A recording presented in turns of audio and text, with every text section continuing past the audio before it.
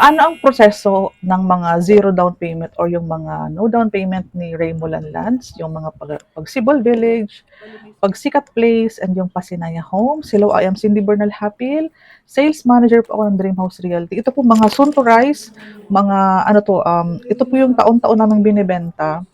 Pareho lang naman po ang sistema, pareho po ang flow. So, ano po ang nangyayari kapag mga walang down payment? Ang mangyayari po pag walang down payment, so magre-reserve ka lang po ng unit, cash out po is still 10,000 po, and complete documents na tayo para ma-polish na natin as early as now. Inaayos na natin yung mga documents, pinapolish, dino-double check, pati yung si HR ninyo kung responsive, para in the event na magkaroon na tayo ng schedule ng filing kay Pag-ibig this year, pag may license to sell na and all, smooth na tayo. For locally employed, walang masyadong nagiging problema not unless nag-back out ka or nawalan ka ng trabaho or yun.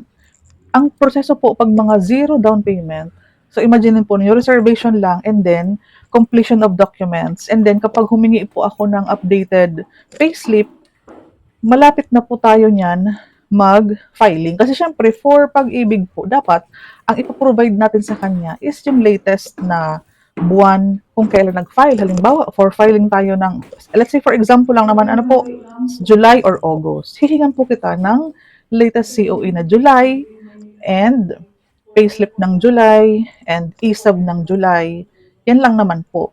Para makita po namin na updated yung hulog ng company mo sa Pag-ibig, contribution mo na nagre-reflect sa ESAB, payslip para ma-sure namin na may trabaho ka pa rin bago tayo mag-filing, and COE if kailangan lang naman po.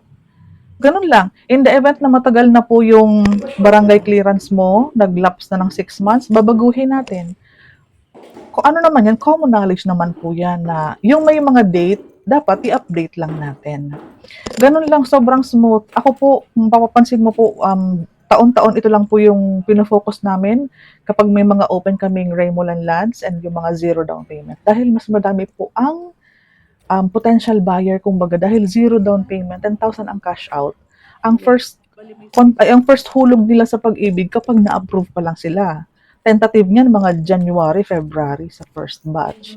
So there you have it. Kung interesado ka, again, I am Cindy Bernal Hapil, Sales Manager ako ng Dream House Realty, at palagi po ako nagbo-vlog about these projects. Naka-focus project po ako. So please consider subscribing to my YouTube channel para po sa mga incoming uploads, most especially sa mga progress ng construction ng site. May office po kami doon sa site. At sana magkita-kita po tayo. Maraming salamat!